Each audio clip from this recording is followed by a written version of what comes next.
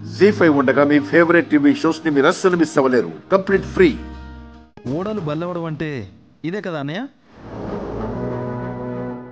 పూలమ్మిన చోట కట్టెలు కూడా అమ్మడం అంటే ఇదే అఖిల్.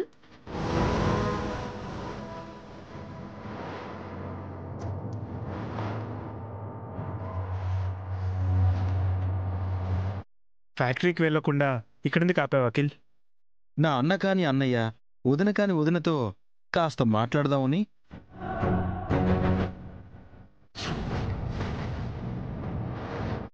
సంస్కృతి ఈవెంట్స్లో నువ్వు ఒక వెలిగావు కదా.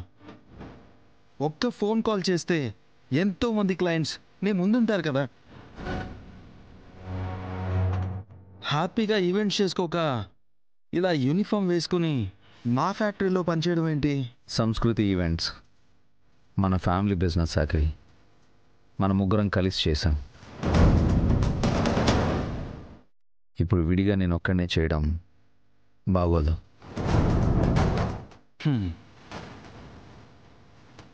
బాగుండదనా లేక ఇన్వెస్ట్ చేయడానికి డబ్బులు లేకనా?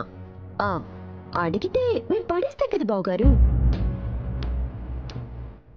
ఆయన పడేసిన ఆస్తితోనే బతుకుతున్నారు. మళ్ళీ ఆయనకి మీరు దానం చేయడం ఏంటి హారిక? అది ఇచ్చే చెయ్యే కానీ తీసుకునే చెయ్యి కాదు.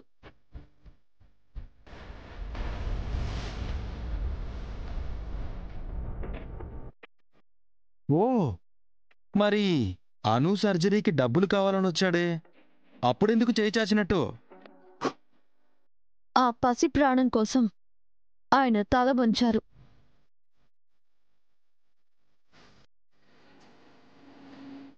మీరిచ్చుంటే మనుషులయ్యేవారు. ఇంకెవరో ఇచ్చారు కదా, వాళ్ళ దగ్గర ఈయన చేయి చాచినట్టే కదా. అది ఆయన చేయి చాస్తే వచ్చిందో, లేదా చేసిన సహాయానికి ప్రతిఫలంగా వచ్చిందో, ఇంకెలా వచ్చిందో అది నీకు అనవసరం. ఓకే, ఓడిపోయే ఎలక్షన్స్లో ఓటు వేయడానికి వెళ్తున్నారా? గెలుపు ఓటమిల గురించి ఇప్పుడెందుకు అఖిల్? ఇంకా టైం ఉంది కదా. బస్సు ఒక్క గెలుస్తుందని మీకింకా హోప్ ఉందా బావగారు? తనకి కాన్ఫిడెన్స్ ఉందమ్మా. అది చూద్దాం.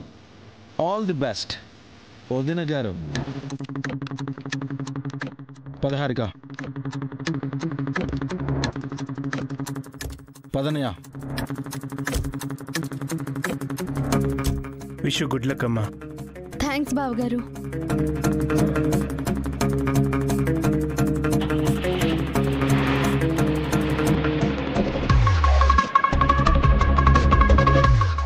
వసు గారు, ఎందుకు అఖిల్ హారికలతో గొడవ పడతారు? వాళ్ళు నన్ను ఏమన్నా ఊరుకుంటాను కానీ మిమ్మల్ని చిన్న మాట అన్నా నేను సహించను. ఎలక్షన్స్లో ఓడిపోతే ఇది మనసులో పెట్టుకుంటారు వసు గారు. అప్పుడు పరిస్థితి దారుణంగా ఉంటుంది. పరిస్థితులకు భయపడే వసు ఎప్పుడో చచ్చిపోయిందండి. మిమ్మల్ని పెళ్లి చేసుకున్నాక నాలో భయం కూడా చచ్చిపోయింది.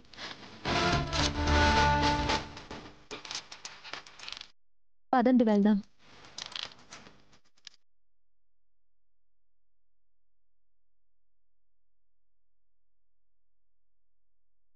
జీ5 యాప్ డౌన్లోడ్ చేసి అన్ని ఎపిసోడ్స్ పూర్తి ఉచితంగా చూడండి.